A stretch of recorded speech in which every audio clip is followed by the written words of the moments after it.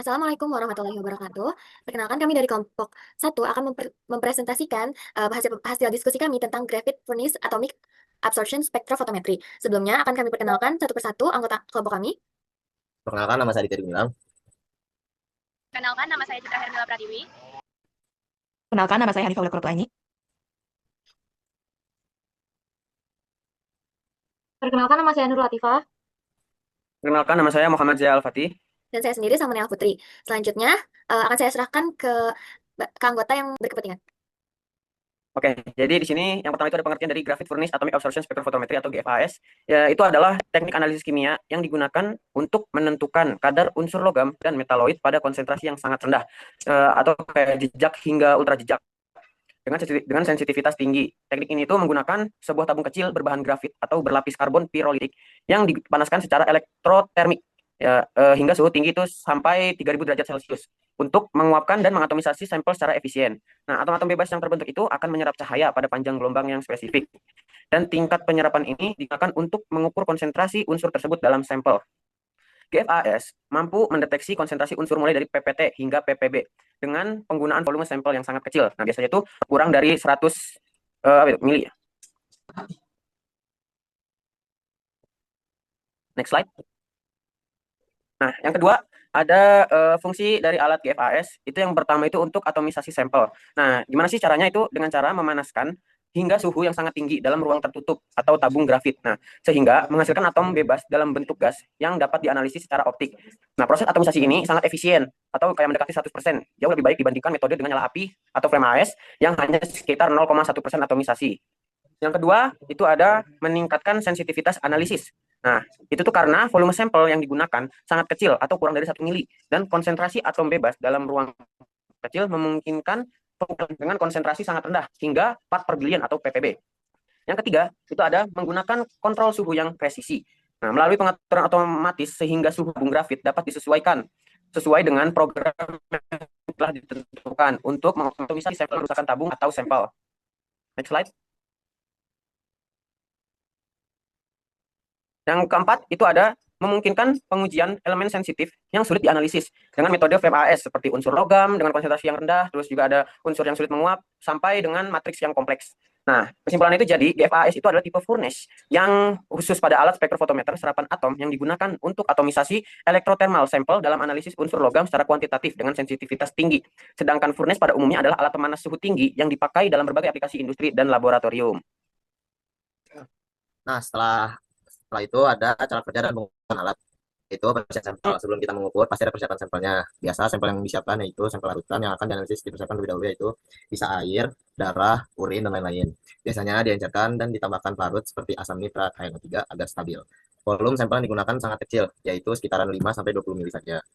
Setelah itu, masukkan sampel ke dalam furnace. Sampel itu dimasukkan secara otomatis oleh autosampler ke dalam tabung grafit, yaitu grafit top, yang terletak di ruang atomisasi. Nah, tabung grafit biasa memiliki lapisan interior berbentuk silinder kecil dari karbon. Next slide. Nah, pas ada proses pemanasan furnace, yaitu yang pertama ada pengeringan atau drying. Suhu yang itu sekitaran drying itu suhunya sekitaran 1 sampai 150 Celcius. Yang durasinya beberapa detik aja. Nah, sampelnya dipanaskan perlahan agar pelarutnya menguap tanpa percikan. Nah, setelah itu ada pirolis atau pengabuan. Pengabuan ini sekitaran suhunya ada 300 sampai 1000 Celcius, tergantung jenis unsur. Kalau unsur logam tidak ikut hilang, hanya matriks yang dibakar habis. Setelah itu ada atomization atau pengatoman. Atomization itu butuh suhunya sekitar 1500 atau 3000 sampai 3000 Celcius. Pada suhu ini atom bebas akan terbentuk dan siap menyerap radiasi. Nah, ini nih opsional nih, yaitu cleaning atau pembersihan. Yang suhunya itu tidak diketahui, yang diterapkan untuk membakar semua sisa agar siklus berikutnya bersih. Next. Nah, setelah ada proses pembakaran, yaitu ada penyinaran dengan hollow cathode lamp HCl. Setelah atom terbentuk, cahaya di lampu katoda yaitu berongga. Nah, diarahkan melalui atom-atom tersebut, lampu ini mengeluarkan cahaya dengan panjang gelombang spesifik untuk unsur yang dianalisa. Misal Cu itu ada di 324,8 nm. Nah, setelah penyinaran, yaitu ntar ada deteksi serapan cahaya. Detektor akan mengukur beberapa banyak cahaya yang diserap oleh atom bebas. Serapan cahaya tersebut sebanding dengan konsentrasi unsur di dalam sampel. Ntar dibandingin dengan kurva kalibrasi dari larutan standar untuk menghitung kadar sebenarnya. Nah, yang setelah itu baru ada hasil dan analisis data, yaitu serapan yang ditampilkan dalam bentuk angka absorbansi. Perangkat lunak akan mengkonversi absorbansi menjadi konsentrasi, misal miligram per liter atau miligram per liter. Ya, hasil bisa langsung disimpan atau dicetak.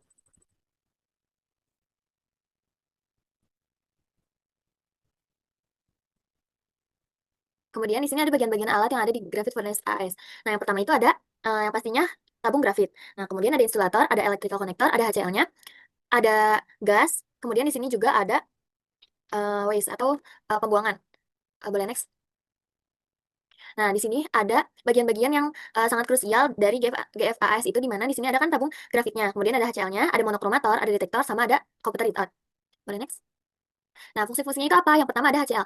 HCl itu berfungsi sebagai pemancar cahaya pada panjang gelombang tertentu. Misalnya dianalisislah suatu logam. Kemudian si HCl ini akan akan diberikan HCl yang spesifik terhadap suatu unsur tersebut. Kemudian ada tungku grafit. Tungku grafit itu berfungsi sebagai atomizer untuk mengatomisasi molekul agar menjadi unsur bebas dengan cara pemanasan pada suhu sekitar 3000 derajat Celcius secara elektrotermal, itu dengan listrik. Jadi perbedaan antara grafit furnace sama flame itu eh, ter apa namanya?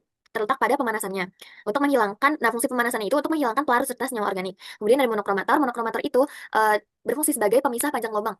Jadi kan walaupun sumber cahaya HCl-nya itu sudah monokromatis, tetapi kemungkinan adanya adanya noise dari sampel atau sistem, sehingga diperlukan adanya monokromator untuk mempertinggi akurasi. Next slide. Nah, kemudian di sini ada detektor. Jadi detektor itu berfungsi sebagai untuk mengukur intensitas cahaya yang diserap oleh atom atau unsur target dalam sampel setelah proses atomisasi. Misalnya biasanya itu di GF furnace itu menggunakan PMT atau photon multiplier tab. Nah, kemudian ada sistem readout-nya. Nah, readout ini untuk memberikan informasi kuantitatif tentang jumlah cahaya yang diserap oleh atom analit, yang kemudian dikorelasikan dengan konsentrasi analit dalam sampel, atau biasanya itu keluar dalam bentuk absorbansi dan konsentrasi kalau misalnya dia itu sudah ada deret standarnya. Kemudian di sini ada insulator. Nah, insulator itu bagian yang mencegah kehilangan panas yang tidak diperlukan dan memastikan bahwa pemanasan yang dilakukan itu efisien dan konsisten pada sampel untuk atomisasi yang tepat, serta melindungi komponen lain dari suhu tinggi. Kemudian ini juga ada autosampler. Nah, autosampler ini sebenarnya bisa diadakan, bisa juga enggak, tergantung kebutuhan. Jadi autosampler ini berfungsi agar sampelnya ini bisa diaspirasikan ke bukan diaspirasikan, dimasukkan ke dalam tungku grafit secara otomatis. Biasanya itu berurutan gitu. Nah, fungsinya itu, kelebihannya itu, dia itu bisa lebih efisien, terus lebih akurat juga, dan mengurangi adanya kesalahan manual. Next. Nah, kemudian di sini ada limbah atau waste. Sebenarnya kan kalau misalnya dari GFAS itu kita nggak diperlukan banyak sampel kan. Nah, tapi untuk meminimalisir adanya adanya kontaminasi, jadi diadakanlah tetap ada waste. Jadi untuk pengeluaran sisa-sisa sampel dari produk reaksi tabung grafit setelah proses atomisasi selesai. Kemudian ada gas inert. Nah, gas ini dibedakan menjadi dua, ada gas internal sama gas eksternal. Dari fungsinya itu, gas internal itu melindungi sampel dari kontaminasi udara atau O2. Kemudian yang D itu membantu mengalirkan hasil pembakaran seperti uap air atau karbon dioksida ke sistem ventilasi. Kemudian yang C itu gas argon membantu mengarahkan uap atom tersebut menuju jalur deteksi cahaya untuk diukur absorbansinya. Kemudian di gas eksternal itu fungsinya mengurangi resiko ledakan atau percikan api karena tidak adanya oksigen bebas. Yang D itu mengontrol suhu dan aliran selama tahap-tahap pemanasan, dan yang C itu mencegah bagian luar tabung grafit. Boleh balik ke slide yang ada gambarnya nggak? Nah, jadi kalau misalnya mau diurutin, yang pertama itu kan sampel diletakkan di grafit tubnya. Kemudian nanti ada HCl yang menyinari si sampel yang udah ada di dalamnya. Nah, kemudian setelah sinarnya itu diserap, sebagian lagi diteruskan. Nah, nanti masuk ke monokromator. Boleh next slide? Nah, dari monokromator ini kan diperbaiki lagi, dikoreksi lagi kan panjang sinarnya. Lalu nanti hasil pembacaan itu terbaca di detektor, dikonversikanlah sebagai absorbansi, dan ditampilkan di komputer readout. Seperti itu.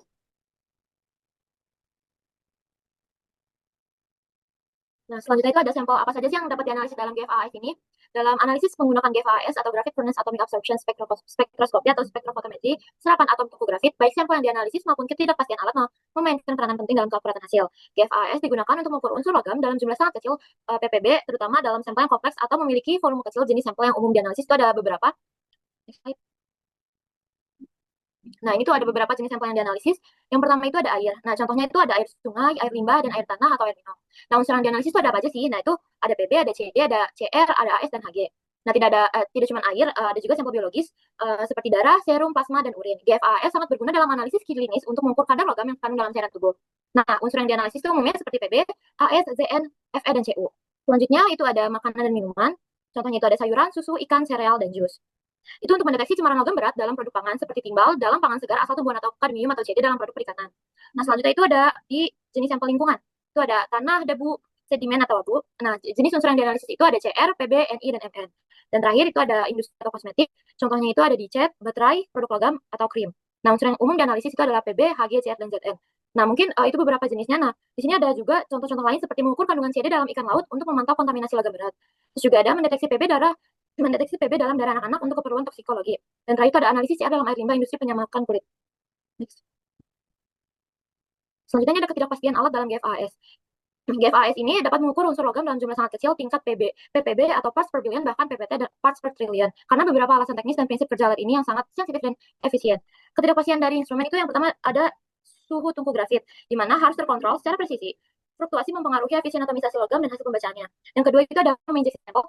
Jika otomatis bisa mengalami deviasi plus minus 1,5 mili dari volume target, biasanya sekitar 10-20 mili, berpengaruh pada hasil akhirnya nanti. Yang ketiga itu ada lampu katoda atau HCl. Intensitas cahaya bisa menurun seiring waktu karena gangguan listrik menyebabkan sinyal lebih rendah. Yang keempat itu ada kondisi tabung grafit. Tabung AUS atau kontaminasi dari analisis sebelumnya bisa menimbulkan hasil bias. Tabung biasanya digantikan setelah 200-300. Yang terakhir itu ada noise atau gangguan latar belakang. Di FAS menggunakan koreksi background atau Miss Zeeman, tapi tetap bisa ada sinyal gangguan terutama dari senyawa organik atau organik kompleks. Yang kedua itu ada ketidakpastian dari prosedur atau kalibrasi. Nah, di sini tuh ada faktor-faktor lainnya berupa kurva kalibrasi, di mana ketidaklinearan pada konsentrasi tinggi, kesalahan saat membuat urutan standar, atau volume pipet yang tidak tepat bisa menghasilkan R-nya itu jelek atau turun di bawah dari 0, kurang dari 0,999. Nah, yang kedua itu ada reproduksibilitas, di mana pengulangan pembacaan yang bervariasi atau RSD-nya lebih dari 5% menunjukkan ketidakpastian yang tinggi. Selanjutnya itu ada blanko dan noise. Sinyal dari blanko atau pembacaan latar bisa mengganggu perhitungan sinyal yang bersih. Yang terakhir itu ada matrix effects, di mana adanya zat lain dalam sampel, misalnya protein, garam tinggi, surfaktan, bisa menyebabkan interferensi atau menyerapnya sinyal logam. Selanjutnya adalah pembahasan mengenai jurnal yang berjudul Penentuan Kadmium dalam Produk Perikanan dengan Grafis Furnace AS dari peneliti LIPI. Nah, sebelum masuk ke ketidakpastiannya, aku mau kasih gambaran dulu tentang isi jurnalnya secara singkat. Jadi kadmium ini adalah logam berat yang berbahaya jika menumpuk di tubuh, apalagi lewat ikan atau hasil laut lainnya. Pengukuran ini dalam pengukurannya itu digunakan alat grafis furnace AS, yaitu alat yang super sensitif untuk mengukur logam dalam jumlah kecil, seperti yang sudah teman saya jelaskan tadi. Mereka menggunakan magnesium nitrat sebagai matrix modifier dan koreksi Zeeman untuk menghilangkan gangguan sinyal.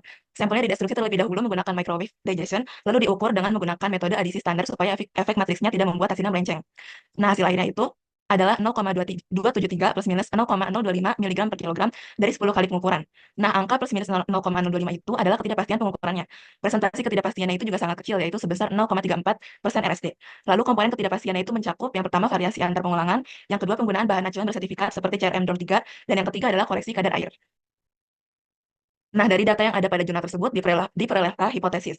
Hipotesisnya itu yang pertama ada hipotesis alternatif atau HA, yaitu metode GFAS yang divalidasi dan dilengkapi perhitungan ketidakpastian dapat menghasilkan pengukuran kadar kadmium pada produk perikanan yang akurat dan presisi. Lalu selanjutnya ada hipotesis nol, yaitu tidak terdapat perbedaan signifikan antara hasil pengukuran kadar kadmium pada produk perikanan menggunakan metode GFAS dengan nilai yang tercantum dalam bahan acuan sertifikat yaitu CRM. Nah, dasar dari penyusunan hipotesis tersebut yaitu yang pertama, pengujian menggunakan GFAS dengan magnesium nitrat sebagai matrix modifier dan koreksi latar belakang Zeeman. Yang kedua, validasi metode menunjukkan akurasi dari nilai recovery dengan CRM sebesar 99,9 plus minus 0,8%. Lalu presisinya dari nilai RSD sebesar 1,91%, yang jauh lebih kecil dari batas Horowitz. Batas Horowitz itu sebesar 12,9%. Lalu linearitasnya dari nilai koefisien determinasi atau R kuadrat yang lebih besar dari 0,998 serta limit deteksi atau LOD dan limit kuantisasi atau LOQ yang rendah dengan nilai LOD sebesar 0,45 mg per kilogram dan LOQ sebesar 1,29 mg per kilogram. Hasil akhirnya itu adalah 0,273 plus minus 0,025 mg per kilogram dengan ketidakpastian 0,34% RSD, membuktikan bahwa metode ini adalah metode yang stabil dan andal. Berdasarkan hasil penelitian, hipotesis alternatif diterima karena data mendukung bahwa metode GFAS yang divalidasi menghasilkan pengukuran akurat dan presisi. Sebaliknya, hipotesis nol atau H0 ditolak karena terbukti akan kesesuaian yang signifikan antar hasil pengukuran dan nilai acuan CRM.